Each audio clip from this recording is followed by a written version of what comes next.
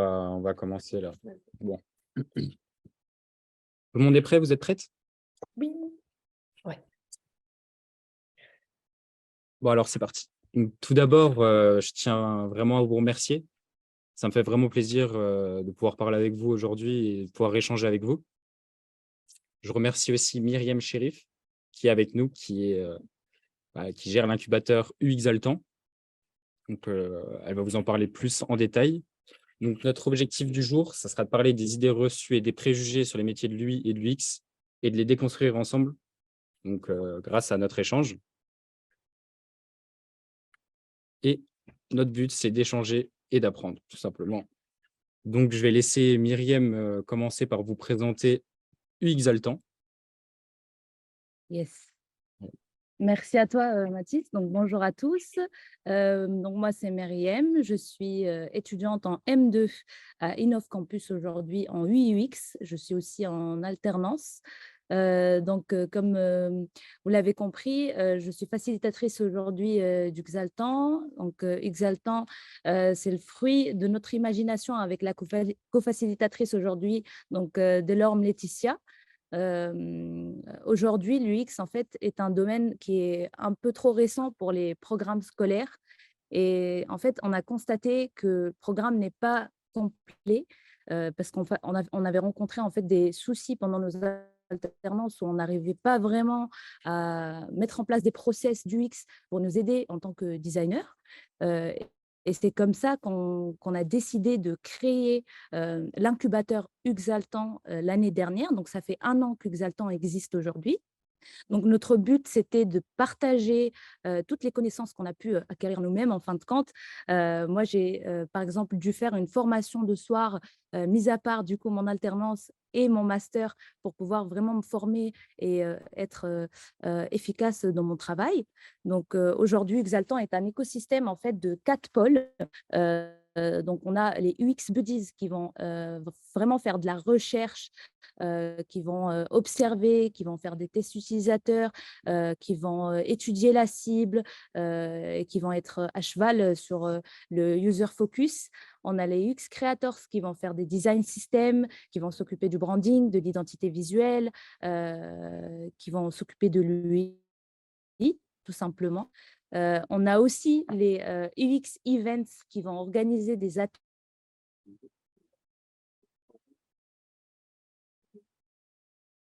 l'UX et l'évangéliser. Et pour finir, on a les UX Protectors, donc l'équipe marketing qui organise aujourd'hui notre webinaire, qui vont vraiment sensibiliser autour de l'UX. Et c'est ce que vraiment, c'est le plus important pour nous aujourd'hui, c'est de sensibiliser et de monter en compétences en ce qui concerne ce domaine-là. Aujourd'hui, on arrive au bout de cette belle année et c'est pour ça qu'on a décidé aussi de faire ce webinaire pour partager encore plus et puis répondre aux questions s'il y en a. Voilà, c'est tout pour moi et je suis ravie, Eva et Marine, de faire votre connaissance et hâte d'échanger autour de différents sujets. Ça fait plaisir. Eh ben, merci Myriam. Vous avez tout compris? Pas d'autres questions? Non, c'est tout bon? Donc maintenant, ça va être à votre présentation. Marine Maillard et Eva Chosbourg, je vous remercie encore d'être là. Et donc, je pensais que vous pouvez vous présenter vous vous présenterez mieux que moi. Donc, s'il y en a une qui veut commencer, allez-y. Ça marche. Eh ben, bonjour à tout le monde. Moi, c'est Marine, du coup. Je suis avec Eva, on est on est très jeune diplômée puisqu'on a eu notre diplôme d'UX et du UI design en fin d'année scolaire 2022. Dans le cadre de notre master, on a monté une start-up qu'on continue à faire vivre encore aujourd'hui. On a monté une SAS. Pour ma part, dans cette start-up, je m'occupe aussi de l'UX/UI, mais je suis aussi présidente de la start-up. Et en parallèle, j'ai conservé mon emploi en salarié, en fait, pour pouvoir continuer à vivre, tout simplement, dans une agence de communication. Donc, dans cette agence, je m'occupe principalement des sites internet pour les clients, qui sont majoritairement des artisans du bâtiment, et de la refonte d'un produit. Donc, tout ce qui va être gestion de projet UX et UI pour aller cibler nos utilisateurs sur le produit qui est déjà en place. C'est un annuaire des artisans du bâtiment. Et on est en train de le refondre. Donc, ça occupe beaucoup de mon temps en entreprise. Voilà, je te laisse te présenter. Bonjour, du coup, Eva. Donc, comme disait Marine, on est diplômés depuis août. Vu qu'on qu'on a créé notre start-up, il faut du temps. C'est très chronophage, une entreprise. Du coup, moi, vu que je devais partir sur Paris, j'ai choisi de devenir freelance. Et donc, je suis UX designer en freelance. Et je travaille principalement pour une entreprise qui s'appelle Big Bloom, qui fait des hackathons solidaires. Donc, c'est des événements où des entreprises nous payent, clairement, pour qu'on fasse travailler leurs employés sur une méthode de design thinking, donc plusieurs petits ateliers, et sur des projets associatifs, donc au bénéfice d'une association à chaque fois. Et donc moi, pour ce type d'événement, je suis chargée du projet, du coup, et surtout, je fais l'animation et je coach un peu les équipes des entreprises. Voilà. Bah, merci, c'était super intéressant. Beaucoup de projets, Oui. c'est bien. C'est bien. Alors, je voulais revenir sur une chose, histoire que ça soit clair au tout début. Donc, on va contextualiser ce que c'est qu'une idée reçue ou un préjugé. Je pense que ça sera plus simple pour tout le monde. Donc, un préjugé, c'est une opinion préconçue sur une personne ou un groupe qui n'est pas basée sur des faits ou des expériences directes. Les préjugés peuvent être négatifs ou positifs, mais ils peuvent mener à la discrimination et à l'injustice. Donc là, j'ai deux petits préjugés à vous donner. Ils sont marrants, je trouve qu'ils reflètent bien la réalité. Les personnes qui portent des lunettes, elles sont intelligentes. C'est pas faux. Je vois que vous, C'est pas faux du tout. bah oui, on en a tous, donc on est tous intelligents, tant mieux. Et une qui est pas mal aussi, les jeunes sont tellement doués avec la technologie, je suis sûr qu'ils pourront nous aider. Je pense que c'est arrivé à beaucoup de gens d'entre nous qui aimons la technologie qu'on nous demande. Toujours. Toujours. Donc ça, pour rappel, ce sont des préjugés. Donc ça peut être négatif ou positif. Ça, c'est tout bon. Ça Et marche. une petite question, et j'aimerais parler avec vous justement de votre définition à vous de l'UI, l'UX, avec vos mots, si possible, et le plus simplement possible pour que tout le monde comprenne comment vous vendrez ça. Ok. Déjà, pour parler du X, on va tous se mettre d'accord tout de suite, c'est pas quelque chose de très connu. Et moi, je prends en référentiel à chaque fois mon papa, qui pense que je suis graphiste depuis des années. Ah, Voilà. Donc, quand je lui réexplique tous les 3 mois ce que je fais, je lui dis que tout simplement, je suis la personne qui fait en sorte qu'un produit, un service, un événement, toute expérience, en fait, soit la plus agréable possible, la plus fluide possible pour quelqu'un qui va devoir l'utiliser, qui est impacté par cette expérience. Donc, pour moi, l'UX, c'est ça. Après, je sais pas si tu as quelque chose à rajouter, peut-être.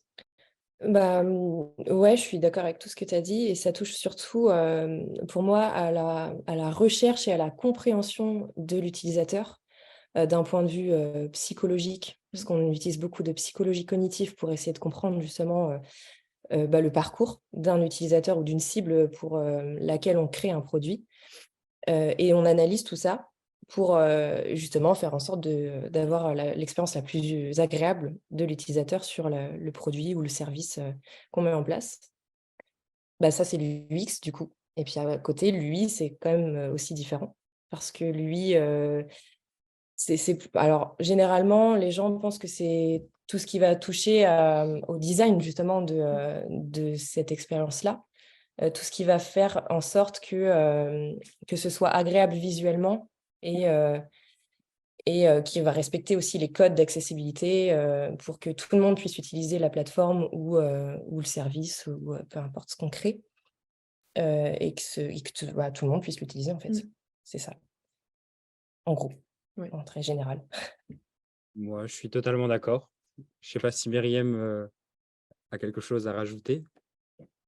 Alors, l'UX pour moi, c'est comme tu l'avais dit, Marine, hein, c'est vraiment d'observer l'humain. Pour moi, c'est un bon bon designer, c'est quelqu'un qui observe, qui adore aussi les problèmes parce qu'on est là pour les résoudre. C'est un métier un peu ingrat parce que, en fait, un bon UX pour moi, c'est un produit qui est tellement bien fait que l'utilisateur, il ne s'en rend même pas compte, quoi, qu'il l'utilise et qu'il est à fond dedans. Et ouais, c'est beaucoup de recherche aussi, comme tu l'as dit, Marine, beaucoup d'observations. Il y a beaucoup de biais cognitifs aussi qui rentrent en jeu. Mais c'est un métier qui est, on va dire, qui est large, parce que même pour lui, pour moi, c'est une finalité de l'UX, parce que c'est un processus. Et lui, il va venir, en fait, mettre en valeur tout ce qu'on a fait, on va dire, en backstage, avec de la recherche quali, avec des wireframes, de l'architecture d'information, des ateliers, etc. Et c'est un travail fastidieux, mais c'est un beau métier. Et voilà. Tout à fait d'accord.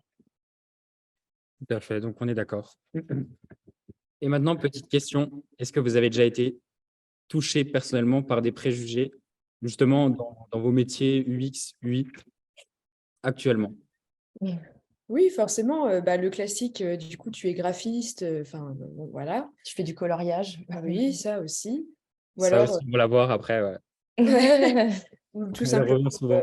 les ateliers, c'est un peu la partie récréative. Enfin, ouais, c'est un peu tout ça, parce qu'ils ne se rendent pas forcément compte que derrière, nous, on a besoin de récolter tellement d'informations que pour eux, c'est assez sympa, ça change du quotidien, c'est rigolo, mais c'est pas, c'est pas que rigolo. Ça peut être très fun, hein, mais pas que.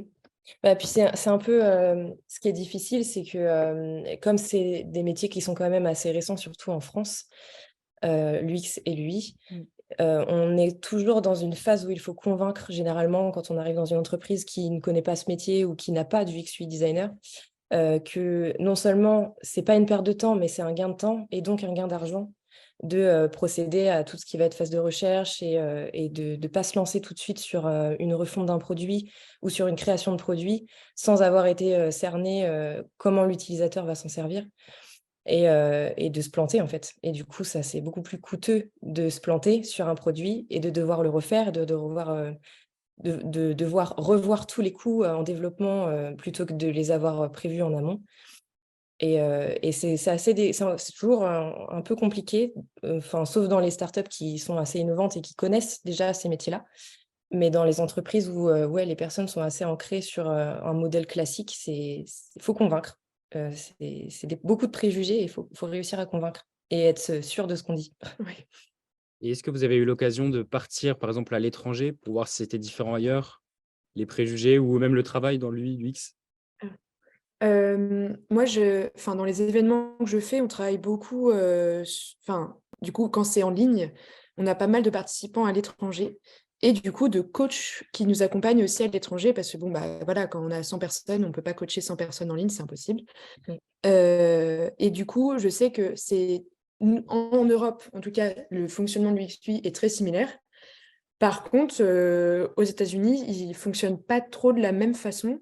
C'est-à-dire que, moi, le sentiment que j'en ai, c'est que ils vont être plus dans le rationnel, dans le cartésien un peu, et quitte à oublier un peu la partie plus humaine et la réflexion derrière. Ok, intéressant à C'est-à-dire que, par savoir. exemple, si on dit un bouton, il fait tant de pixels parce que sinon on ne le voit pas, ils ne vont pas réfléchir derrière pourquoi il faut faire ça, pourquoi on doit l'amener comme ça, etc. C'est un peu plus, on respecte les codes établis, mais on ne va pas aller chercher un peu plus loin, quoi. Ouais, c'est d'autres méthodes de travail. C'est ça. Ok, merci beaucoup. Donc, je voulais aussi vous dire, le chat, vous pouvez nous poser des questions ou parler directement dans le chat, si vous avez quelque chose. Et on va passer directement à la présentation des sujets. Donc, notre premier sujet, comme tu es designer, tu sais dessiner. Est-ce que c'est vrai? Est-ce que c'est faux? Qu'est-ce que vous en pensez? C'est faux. Complètement. Très clairement, il n'y a même pas de question en fait. Ça n'a rien à voir. Et en plus, on est surtout sur l'apprentissage d'outils web, d'outils numériques. Donc, on n'est pas, puis on n'est pas graphiste en fait, tout simplement. Déjà en UX. Alors, si on parle de UX/UI, on n'est pas graphiste. On n'est pas censé être issu d'une formation où on sait dessiner et on n'a pas besoin sensiblement de savoir dessiner du moment qu'on connaît les codes du design, notamment dans le web. Je pense que c'est plus important. Après, perso, je ne sais pas dessiner. Enfin, après, je ne sais pas si ça me dessert ou pas. Peut-être que c'est intéressant de savoir dessiner parce que ça peut apporter un aspect graphique ou créatif un peu différent. Mais c'est pas une finalité. En Ok. tout cas, pour moi, c'est catégorique. Je ne sais pas dessiner non plus, donc je suis d'accord avec vous. Myriam? Après, tu vois, c'est intéressant parce que Marine t'a parlé de on n'est pas graphiste et je pense que c'est ça qu'aujourd'hui on comprend pas trop. L'UI UX aujourd'hui dans la tête de beaucoup de personnes, c'est on va dire la finalité d'une formation de graphiste ou un graphiste qui devient UI UX. Ce qui n'est pas forcément le cas. Il y a plein de gens en sciences humaines ou en plein d'autres métiers d'ailleurs, ou en market, ou qui se reconvertissent en UX designer. Et c'est ça que les gens ne comprennent pas, c'est la différence en fait entre l'UI et l'UX. Et aujourd'hui, on porte un peu les deux casquettes en fait. Et ça peut être hyper frustrant pour les gens, même pour nous aussi. Mais en tant que UI designer, déjà, on n'est pas obligé de savoir dessiner. Ça, c'est sûr et certain. Il faut avoir un sens du design, un sens de l'organisation, de l'architecture, bien sûr comprendre la science des couleurs, comprendre aussi le user, ce qu'il veut, ce qu'il ne veut pas. Mais en ce qui concerne l'UX, on n'est alors là pas du tout obligé de savoir dessiner. C'est vraiment pas du tout un critère ou quoi dans les deux. Donc, non, on n'a pas besoin de savoir dessiner. Et puis, même un graphiste, moi, je suis convaincue à 1000% qu'un graphiste aussi n'est pas obligé de savoir dessiner et qu'on peut être des super graphistes, et j'en connais qui ne savent pas dessiner, qui ont juste un super sens du design et qui sont très intelligents en design, quoi.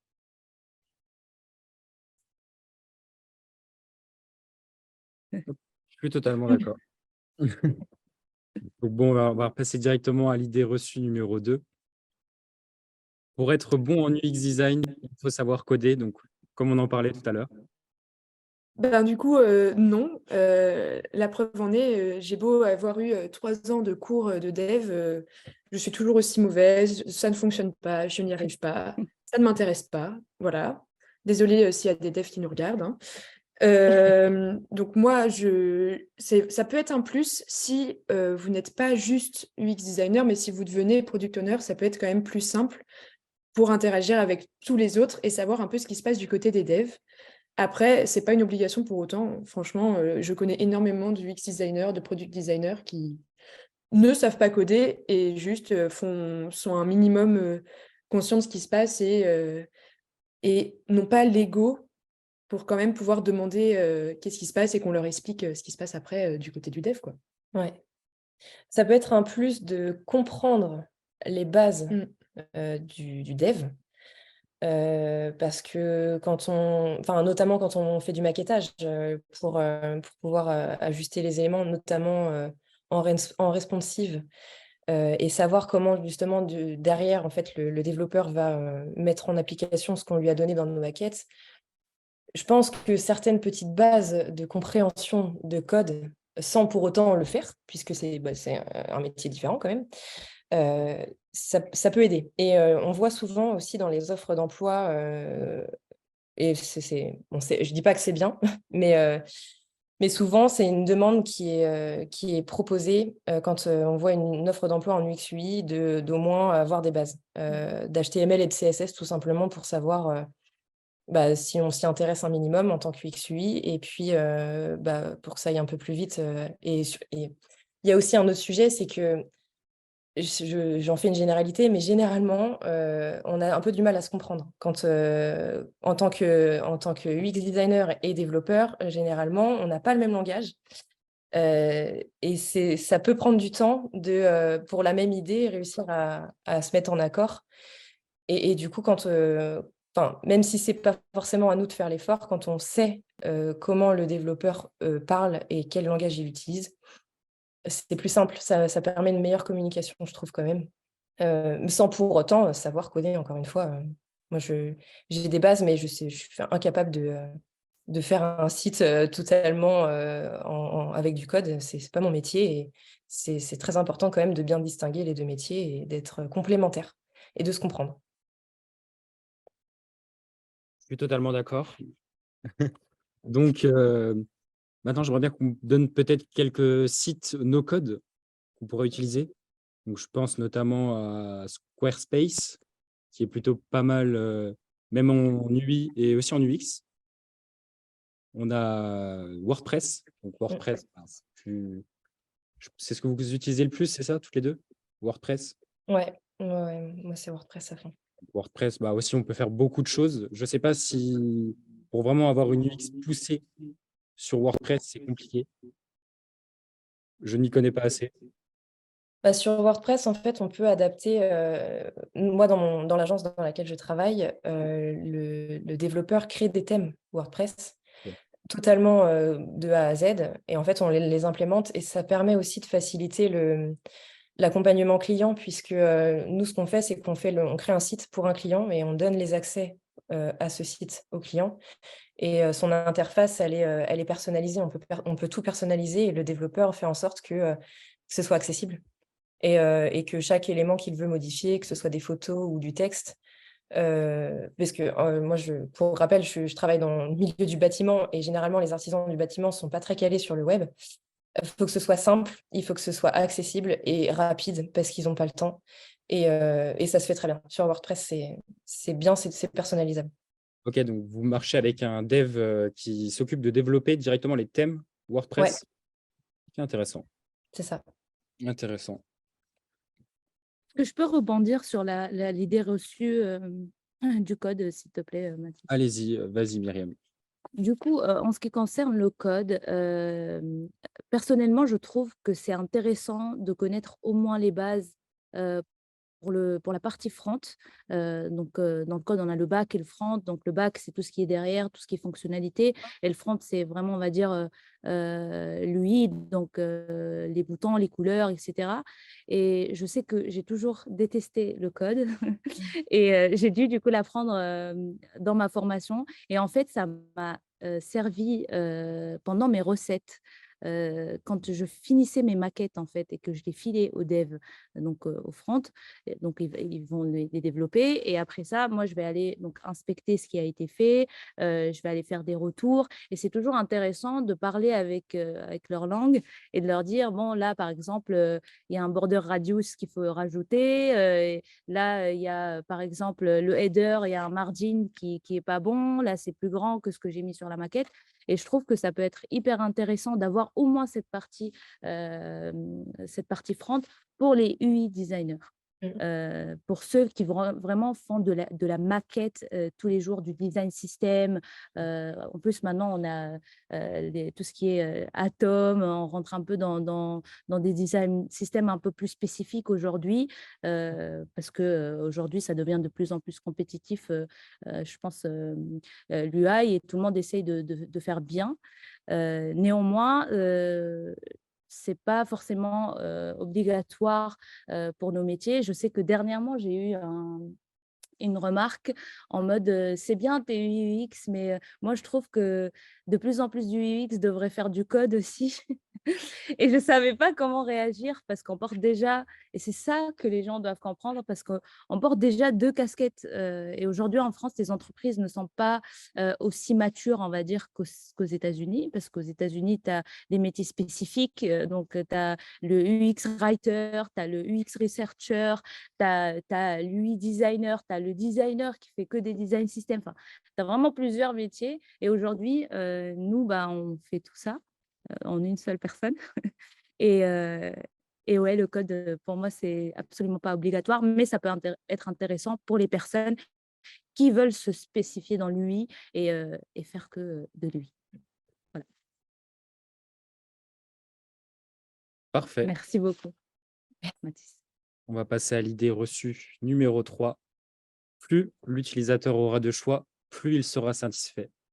Donc, moi, mon avis à moi serait que oui et non, car s'il y a trop de choix, ça va être contre-intuitif.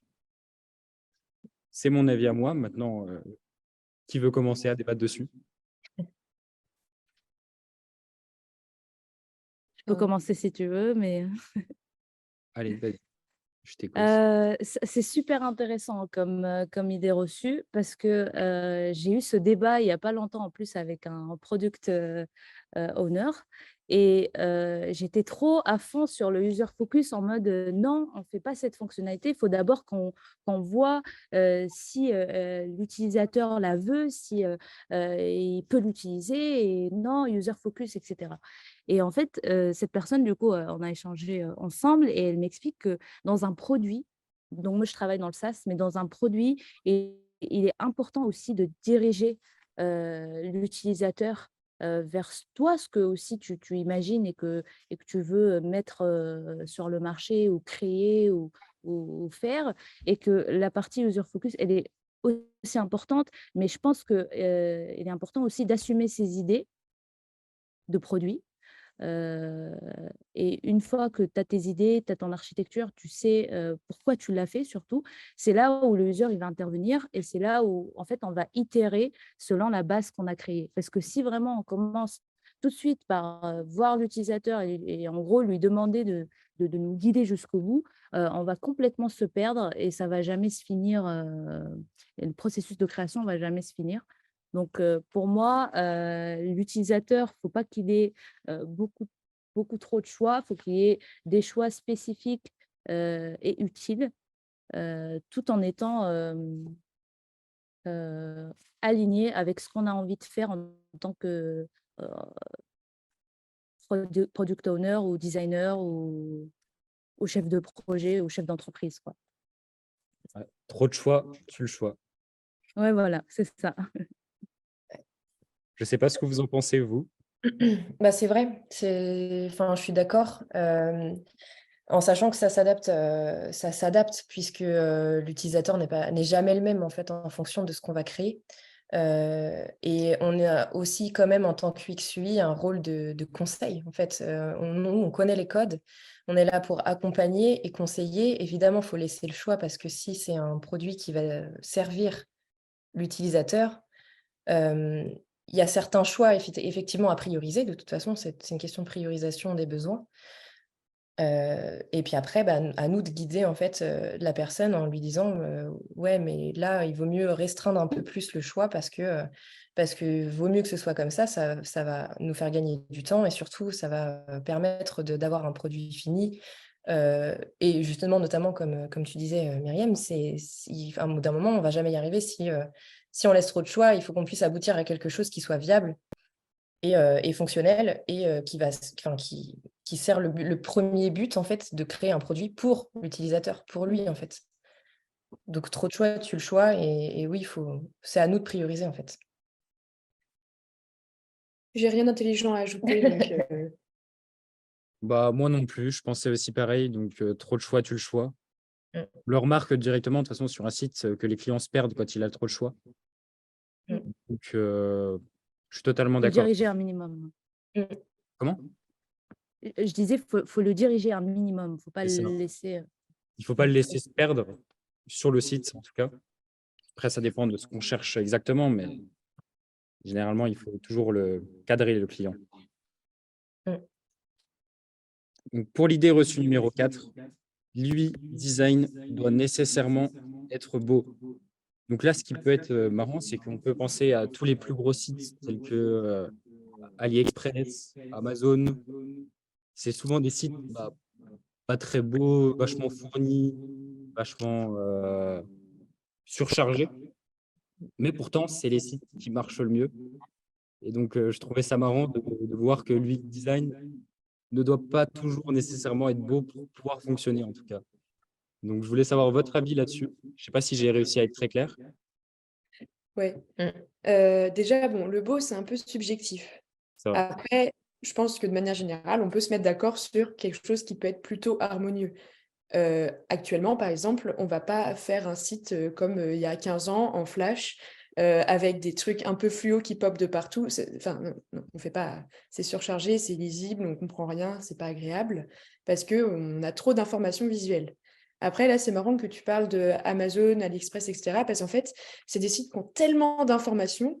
Les gens sur Amazon, en général, ils vont pas se balader en se connectant, genre, tiens, je vais aller dans la catégorie électronique. Et puis après, enfin, c'est pas un site où tu vas pour te balader, c'est un site où tu y vas avec un objectif de base. Que la plupart des autres sites, c'est un site où tu y vas en découverte. Si tu prends un site d'e-commerce, en général, tu y vas justement pour découvrir ce qu'il y a. Si tu te connectes, je sais pas, sur un site de vêtements, bon, bah, c'est parce que sûrement tu as besoin de quelque chose ou que tu te dis la marque a l'air cool, je vais regarder. Mais sur ces sites-là, il y a tellement d'informations que de toute façon, tu sais même pas comment chercher ton information. Du coup, lui, en fait, il va servir à, on va dire, simplifier le parcours, le rendre agréable forcément. Et s'il est agréable, il est plutôt beau esthétiquement. Mais après, ça dépend des tendances, ça dépend aussi de l'univers. Est-ce qu'il y a la marque qui a un site à quelque chose de très marqué, très sobre? Enfin, c'est tellement variable en fait. Bah, je dirais qu'il ne doit pas nécessairement être beau, mais qu'il doit nécessairement être accessible à tout le monde et respecter les normes d'accessibilité et qu'il soit ouvert vraiment au plus grand nombre de personnes. Notamment, on parle souvent dans l'accessibilité de personnes qui ont des déficiences visuelles ou cognitives et il faut prendre en compte en fait toutes ces personnes si on veut cibler le plus large public qui va visiter le site notamment. Ok. J'avais aussi dernière information. Sur Amazon, j'avais entendu aussi quelque chose, comme quoi le fait de changer par un bouton peut faire perdre énormément d'argent, surtout sur des gros sites comme ça. Et donc, j'avais trouvé ce milieu-là super intéressant, tout ce qui était Amazon et les gros sites comme AliExpress. C'est vraiment l'aspect de l'UX. Changer un bouton peut faire perdre énormément d'argent. Pourtant, ce n'est pas ce qu'il y a de plus recherché en termes d'UX. Alors là, je ne sais pas justement si vous allez me comprendre, mais la question est un peu... Non, vous ne m'avez pas compris? Ouais, je pense que tu peux reformuler. Je vais reformuler. Donc, j'avais entendu parler aussi du fait donc, je devais parler avec quelqu'un qui travaille en UX et des gros sites comme Amazon qui changent par exemple un de leurs boutons, donc un clic. Et sauf que le problème, c'est qu'on se rend compte que ça fait perdre énormément d'argent par rapport aux personnes qui viennent dessus et qui ne sont plus habituées à retrouver ce bouton-là pour acheter. Non, toujours Oui. pas? Si. Ça va.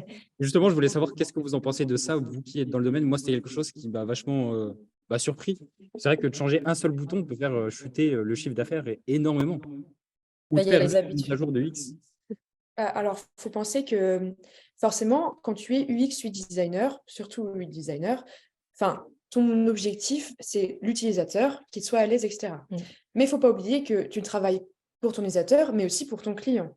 Là, dans le cas d'Amazon, leur objectif, c'est de faire de l'argent, de la vente, etc.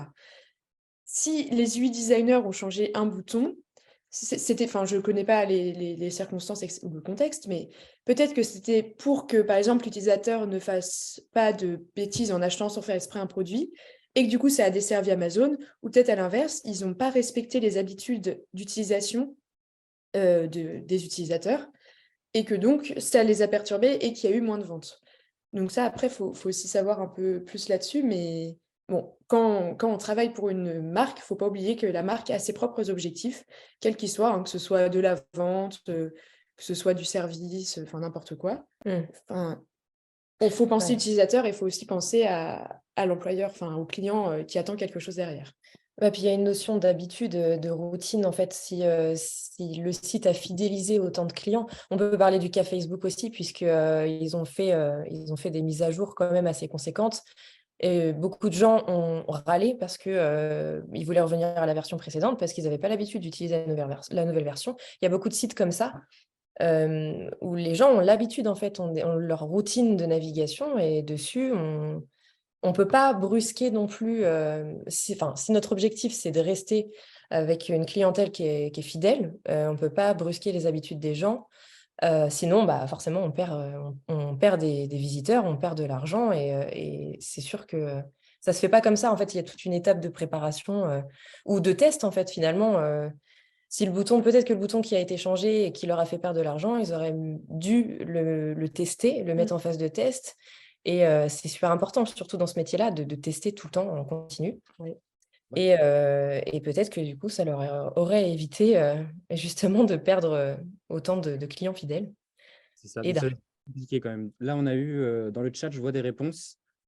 Hop, il y en a une qui a été- Il me semble qu'on a testé le bouton en orange, peut-être le bouton acheter en orange sur Amazon, si vous utilisez souvent Amazon, ou le bouton acheter en un clic, il a été créé afin de servir les clients récurrents, car Amazon a bien compris que l'utilisateur déjà acquis est plus rentable que le nouveau. Amazon gagne plus d'argent avec des mails de panier abandonnés avec des nouveaux clients. Donc, c'est pas gênant d'avoir les deux boutons. Ok, Donc, on voit que intéressant. ça change quand même pas mal, même chez Amazon, l'UX et l'UI. Donc, c'est quand Ouais. même intéressant de voir que les grands s'y intéressent. Après, c'est toujours un risque quand on fait d'aussi gros changements. C'était l'année dernière quand Oui SNCF est devenu SNCF Connect. Ah, Leur application a donc changé du tout au tout, totalement. Et au début, ça n'a pas été très très bien accueilli du tout, que ce soit par les utilisateurs ou même, je me souviens, une intervenante nous disait que de manière générale, la communauté des gens dans l'UX était en colère même. Elle travaillait dedans en plus. Oui, Elle travaillait oui, SNCF, voilà. qu'elle a vu le changement en live. Et donc, au final, les gens se sont habitués à l'application, mais au début, ça a été très mal accueilli et je pense qu'ils ont eu... Enfin, après, ils n'ont pas de très grands concurrents, la SNCF, hein, on reste en France, mais ça a été pas bien digéré alors que ça a été un changement énorme et ce qui a été reproché, c'est que du coup, au lieu de faire tester à leurs utilisateurs les plus récurrents, ou même à une équipe du X, hein, ça se fait beaucoup maintenant par des collectifs, faire tester des produits avant qu'ils sortent. Ça, c'était un exemple très marquant de flop. Ouais, et puis il y avait des bugs. Beaucoup de bugs, Il y avait oui. des bugs. Et ça, c'est parce qu'ils ne l'ont pas testé, justement. Ils l'ont mis directement en ligne et c'est pour ça que ça a été mal accueilli aussi, parce Ouais. que c'était plein de bugs. C'est ça. Et puis le rejet de l'application par les clients, c'est compliqué. C'est compliqué à gérer aussi, je pense. Ouais. Je ne sais pas si Myriam a quelque chose à rajouter. Non, je pense qu'on a répondu à peu près à tout. Après, ouais, pour revenir à Amazon, je sais que, par exemple, moi, j'ai pu rencontrer plusieurs dark patterns et je connais pas beaucoup le cas d'usage du bouton qui a été transformé. Mais si un bouton a été enlevé et qu'ils ont perdu de l'argent, c'est que justement un dark pattern a été enlevé et c'est ce qui a fait qu'ils ont perdu de l'argent. Vous le remarquez, je pense maintenant ça l'est plus, mais avant, enfin moi en tout cas, j'avais beaucoup de mal à me désabonner, à trouver tous les trucs de désabonnement, à vraiment, il y avait beaucoup de dark patterns que j'ai pu rencontrer. Et après, bien entendu, je suis tout à fait d'accord sur la partie test. C'est super important de tester et c'est super intéressant ce que tu avais dit tout à l'heure, Marine, sur le fait de tester, je ne sais plus si c'est Marine ou Eva, mais sur le fait de tester sur des clients récurrents. C'est super intéressant parce qu'effectivement, c'est comme ça qu'on fait une transition fluide et pas choquante d'un coup et perdre tous les clients qu'on a pu acquérir, quoi. Continuons. Alors, l'idée reçue numéro 5, c'est un domaine très masculin. Donc, moi, de mon avis, vu que je vais commencer, vu que je suis le seul homme, honnêtement, je ne trouve pas du tout que c'est un domaine très masculin et même, dirais même l'inverse, c'est un domaine très féminin, l'UX et l'UI. Donc, je ne sais pas ce que vous en pensez réellement. J'ai jamais eu l'occasion de travailler encore avec des personnes en UI UX. Moi, je trouve, enfin, c'est une observation du coup sur mon échelle, hein. J'ai pas rencontré tous les designers de France, mais c'est franchement un milieu très égalitaire pour le coup. Il y a, je trouve, et c'est ce que je trouvais jusqu'à hier. J'ai vu des chiffres passer sur LinkedIn, une petite infographie sur le milieu du design en France. Et en fait, c'est un tout petit peu plus d'hommes parce qu'il y a quand même 7 hommes pour 5 femmes. Ce qui n'est pas énorme, franchement, quand on compare à la globalité des autres milieux du digital. Donc, c'est quand même un milieu, je trouve, plutôt... Paritaire. Ah ouais. Ouais. Bah, puis, si on prend le cas de nous, alors notre promo, quand on était en master, elle venait de se créer. On était 6 dans la promo, donc c'était cool, mais bah, on était 3 filles pour 3 mecs. Voilà. Donc clairement, la parité, elle était complètement respectée, même sans faire exprès, donc Puis, il y a des domaines où vraiment on peut le voir, notamment dans le développement. Il y a beaucoup plus de développeurs hommes que de développeurs femmes encore aujourd'hui. Mais en UX, UI, enfin, moi non plus, j'ai pas remarqué plus que ça qu'il y avait plus d'hommes ou plus de femmes. C'est quand même assez paritaire. Moi, je suis d'accord avec vous. Moi, j'ai plus l'impression qu'en termes de product owner, en termes de responsabilité un peu plus haute, en tout cas, j'ai pu constater qu'il y a plus d'hommes et que ça serait pas mal qu'il y ait plus peut-être de femmes dans ces métiers-là, quoi, parce que c'est des métiers qui sont hyper responsabilisantes, qui sont intéressantes. Et moi, en tout cas, je sais que c'est des métiers qui m'intéressent beaucoup. Après, c'est une constatation personnelle. J'ai aucune recherche ni quantitative ni qualitative. C'est vrai. Voilà. C'est vrai. Bah, de toute façon, plus on monte en responsabilité et plus on touche à tout ce qui va être égalité homme-femme, qui pour l'instant est encore un peu compliqué pour les femmes d'avoir plus de responsabilités. Donc ça, je pense que c'est très général aussi. Hein. Product owner, on Oui. monte en En responsabilité. fait, quand tu commences à avoir plus de responsabilités, tu as beaucoup plus d'hommes. Je crois que dans le milieu des cadres, c'est 40% de femmes. Et il n'y a pas longtemps, j'avais rencontré une asso qui aide les personnes à se lancer dans l'entrepreneuriat. Et en fait, dans les personnes qu'ils aident, il n'y a que 30% de femmes qui créent des entreprises. Après, forcément, ça, c'est des sujets de société. Et voilà, en général, le rôle un peu plus dans le foyer est consacré aux femmes. Enfin, c'est triste à dire, mais c'est vrai. c'est une société qui est en changement, certes, mais qui reste encore à changer. C'est clair. Mais en tout cas, chez Exaltant, nous, on a une parité parfaite. Waouh, de bravo. 50%. Et on n'a même pas fait exprès en plus. C'est bien Pendant que le UX change les choses. Ouais, on essaye en tout cas. Non, mais c'est top. Donc, maintenant, ça va être plus chill. Donc, on va répondre aux questions du formulaire. D'ailleurs, si vous avez encore des questions, n'hésitez pas à les poser. Et j'ai choisi quelques questions, donc j'aimerais bien qu'on en parle aussi ensemble. La première question, elle est très sympa, c'est comment adapter son UI à des styles graphiques très particuliers qui sortent de l'ordinaire pour des sites indés, artistiques. Donc, ça va être plus vraiment d'adapter son UI et son style graphique à des sites plus complexes, plus travaillés, plus dessinés, illustrés en tout cas. Je ne sais pas si une de vous a eu l'occasion de travailler sur un site comme ça, par exemple un site artistique. Bah, moi, pas plus que ça. C'est pas très artistique ce qu'on fait. Après, je pense qu'il faut s'adapter aussi aux tendances qui sont actuelles, puisque on voit de plus en plus de sites avec notamment des petites illus assez sympas qui prennent la place des photos qu'on mettait avant, notamment dans les headers. Ça reste plus moderne.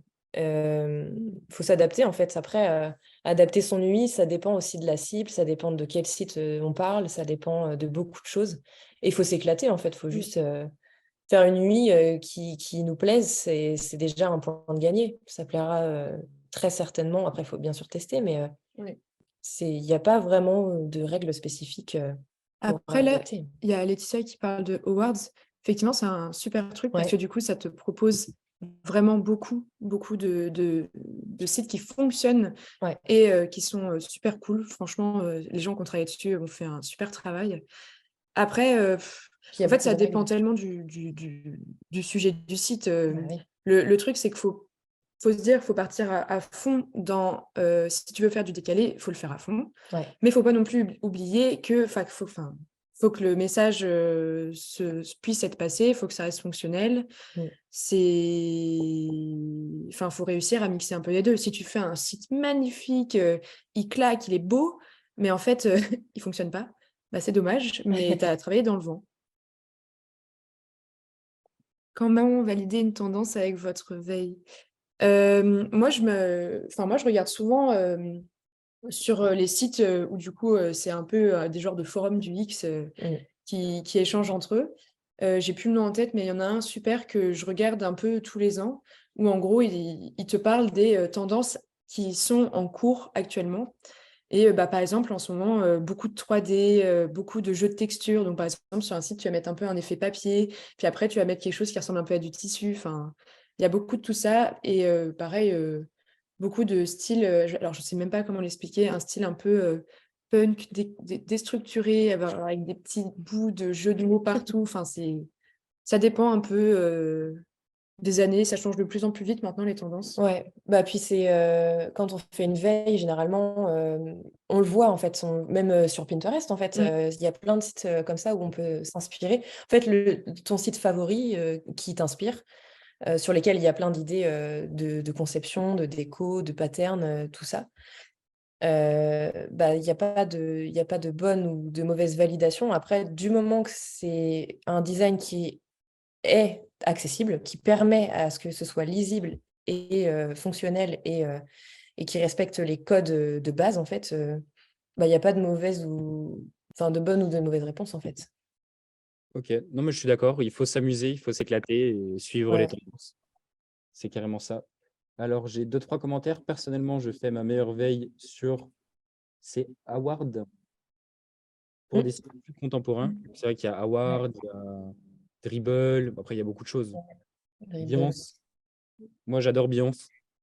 Oui, oui aussi, ouais. Hop, j'avais une question. Comment validez-vous une tendance avec votre veille? C'est-à-dire, Bah, du coup, ouais, c'est un peu vous y ce qu'on répondez. vient de dire. Vous voulez vous Bah, répondre? on peut jamais valider à 100% un concept dans lequel on va s'engager, hein. C'est pour ça qu'il y a les tests qui sont super importants, parce qu'on peut avoir une idée où on se dit, ouais, on va faire quelque chose, je sais pas, on veut vendre des prunes. Bon, bah, on va faire un site tout violet avec des blagues sur les prunes, enfin, j'en sais rien. Et en fait, après les tests, tu te rends compte que personne n'aime, personne comprend ce qui se passe. Et du coup, en fait, pour valider une tendance, bah, vaut mieux tester, toujours. Toujours et sur une cible assez large pour être sûr que au moins ta cible fonctionne et que peut-être d'autres aussi pourraient être susceptibles, de rentrer dedans. Bah, puis là, on parle de design parce que du coup, il y a les tendances graphiques, mais généralement, justement, si tu y parles d'un site sur les prunes, tu vas avoir toute une étude de la concurrence, une étude de marché, savoir comment tu vas adapter ton wording. Le côté marketing rentre en jeu, le côté communication aussi. C'est des métiers très complémentaires et on a aussi besoin de faire toute une veille dessus avant de se lancer. Et là, on peut potentiellement avoir des pistes pour se dire, OK, là, je pars plutôt sur un côté décalé avec un humour sur les prunes, notamment du violet, parce que ça se fait beaucoup. Si je veux me différencier, bon, bah, je vais mettre une nuance de violet un peu différente et respecter les codes. Et après, bah, voilà, ça coule de source. Généralement, ça se fait très bien et il faut s'éclater, vraiment, juste. Ok. Les tests, ça coûte cher, argent et temps, avec un client avec peu de moyens ou du moins difficile à convaincre. Comment faire pour viser mieux? Donc, je pense que alors, j'essaie de comprendre un peu la question. Les tests, ça coûte cher. Mmh. Vraiment En l'importance gros, je des pense tests. bah, ça dépend un petit peu en fait, si tu peux pas faire de test parce que, pas le temps, pas l'argent, enfin comme d'hab, hein, les problématiques, des entreprises, et que tu arrives pas à les convaincre, bah, soit en fait tu te dis, «OK, on fait pas une vraie phase de test, sérieuse où on va observer notre utilisateur, on va lui fournir un scénario et cetera». Mais si tu as une équipe, par exemple, teste sur les membres de ton équipe. Tu peux faire des tests assez rapides au final. En En moins interne. d'une heure, franchement, en une demi-heure, tu peux réussir à tester au moins un des parcours que tu avais prévu de faire. Parce que quand tu es dans ta bulle et que tu fais ton truc, tu as tes propres biais cognitifs et tu as tes propres freins, tes propres obstacles en tête, etc. Et vu que tu es toi tout seul là-dedans, bah, en fait, tu pourrais t'enfermer dans ton truc et au final manquer des choses C'est auxquelles bien. tu n'avais pas pensé et pas prévu.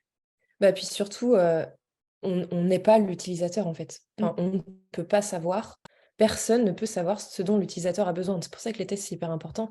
Et ouais, c'est compliqué de convaincre, parce que généralement, c'est coûteux, mais l'argument principal, en fait, c'est que ce sera toujours plus coûteux de se planter sans Mm. avoir fait les tests.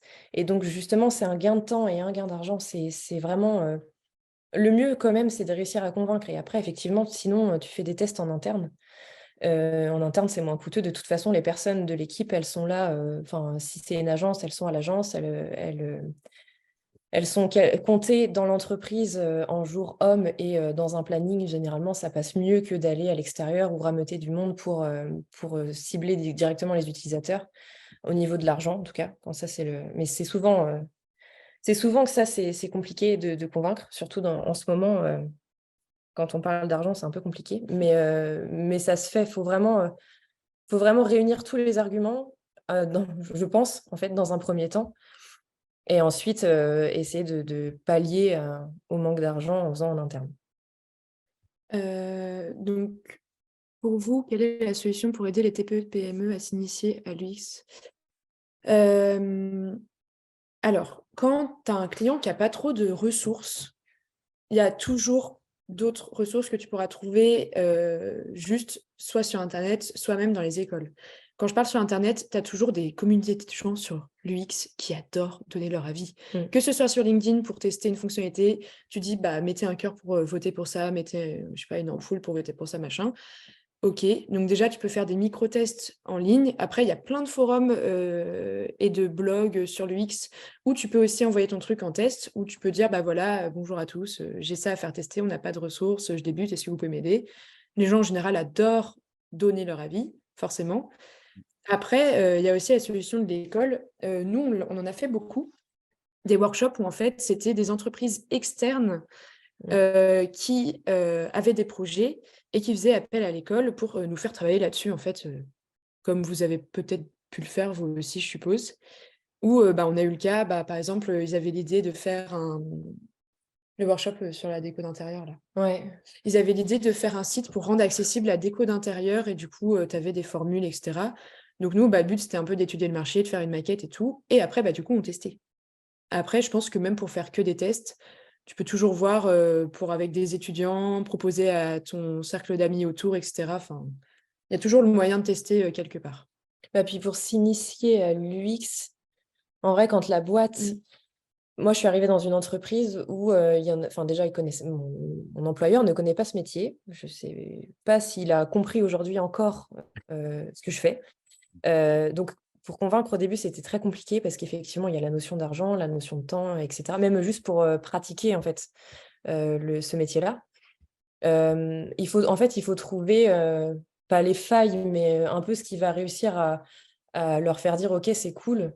Moi, j'avais fait des ateliers en interne justement, donc avec l'équipe. J'ai pris le chef à partie. En fait, mon chef, je lui ai dit bah tu viens. On fait l'atelier ensemble, c'est ton produit, donc c'est important que tu vois l'évolution et qu'on réfléchisse tous ensemble à comment on va refondre ton produit.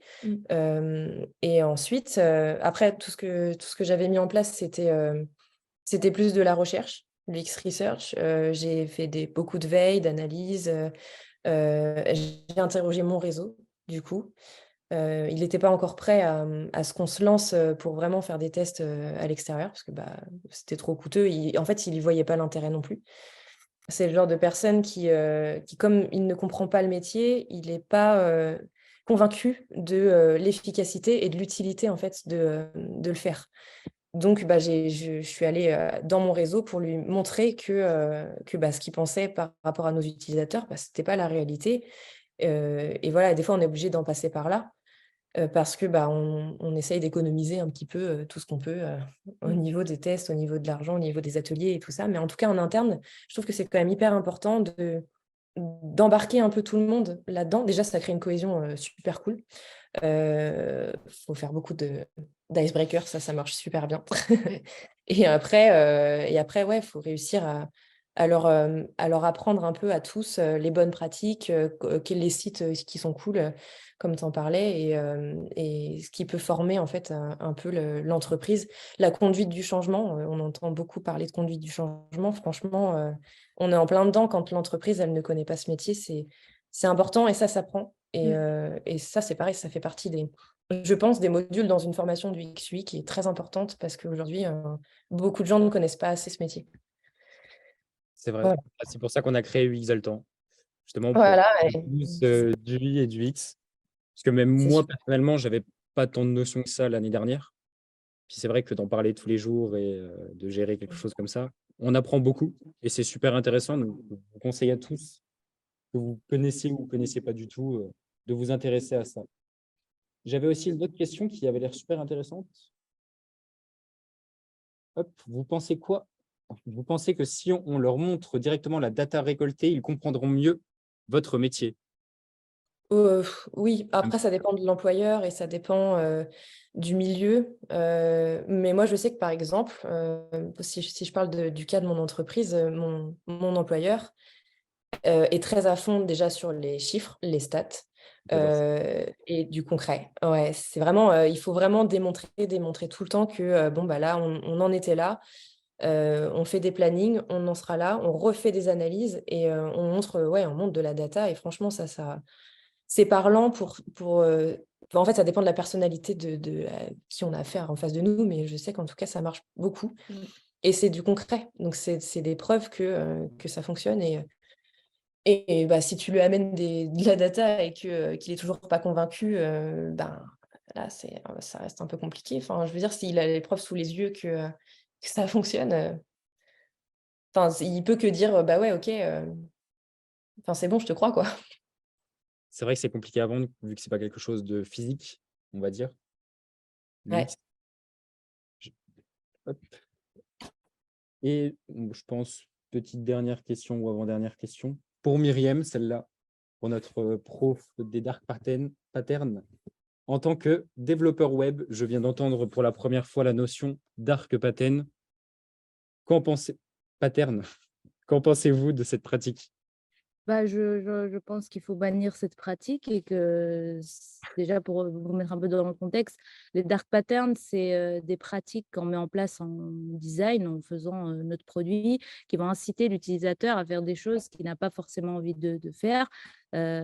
Exemple, par exemple, d'un dark pattern, c'est quand on regarde une story de chaussures et qu'il y a le prix et le bouton acheter et qu'il y a un cheveu sur la photo et donc toi tu cliques, tu crois que c'est un cheveu de tes cheveux et en fait tu cliques sur le truc et ça t'emmène vers le site qui vend.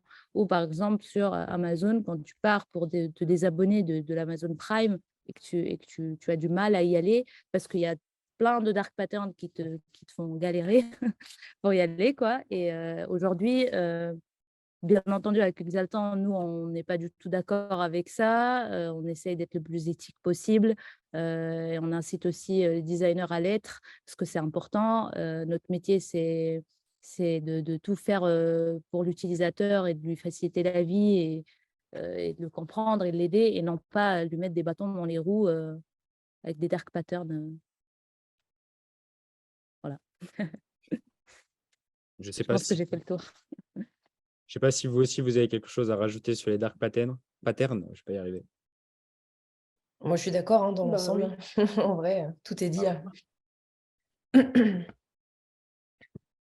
Et ben alors on va continuer sur notre conclusion et j'aimerais vous poser une petite question. Est-ce que vous aviez des conseils ou des bonnes pratiques, pour, nos 40 personnes qui vous écoutent, s'ils veulent se lancer en UI ou en UX? Donc on a déjà parlé, nos points clés, c'était les tendances, de toujours rester aussi soi-même. Ça, j'ai compris que c'était quelque chose de super important. Garder sa patte graphique, son style et donc justement, j'aimerais savoir si vous, il y a des conseils que vous aimeriez bien donner, des choses, que vous auriez aimé savoir avant? Heu, Bah, je vais commencer du coup. Pour moi déjà, moi je suis pas du tout UI designer. Enfin, j'en fais un peu, mais je suis plutôt du côté de la research. Mon petit truc à moi, c'est les ateliers. En soi, bah, faut rester soi-même, oui, parce que, enfin, plus vous êtes entier, plus les gens en général, vous comprennent et réussissent à vous suivre un peu dans votre délire. Moi, j'ai travaillé dans le public quand j'étais en alternance et bon, c'était pas très bien parti parce qu'ils avaient pas de moyens comme d'hab et cetera. Mais on a quand même réussi à faire des choses et on a quand même réussi à faire des choses un petit peu plus décalées que ce qu'on voit habituellement pour des sites institutionnels, ce qui est cool quand même. Et surtout, bah, c'est quelque chose d'important, mais quand vous travaillez dans l'UX, il faut que vous communiquiez beaucoup avec les gens autour de vous, même des gens qui n'ont rien à voir avec votre projet, parce que vous ne savez jamais qui va vous amener une super idée ou une super observation sur ce que vous faites, en fait. Donc, faut toujours, un truc tout bête, tu rentres le soir, tu parles avec ta coloc, tu dis, bah ouais, j'ai fait ça et tout, ah bah je comprends pas pourquoi tu as fait ça, ce serait tellement plus simple si c'était un bouton. Ah ouais, tiens, c'est pas fou. Mais toi, tu n'y as pas pensé depuis des mois. Ça Donc, arrive souvent, ça. ouais, beaucoup parler avec les autres Mm. et faire des tests. Faites des tests, c'est important les tests. Ouais. Je crois que ça, c'est vraiment le fin mot, Ouais. tester, tester. Et comme tu dis, il faut en parler. En fait, il ne faut pas rester.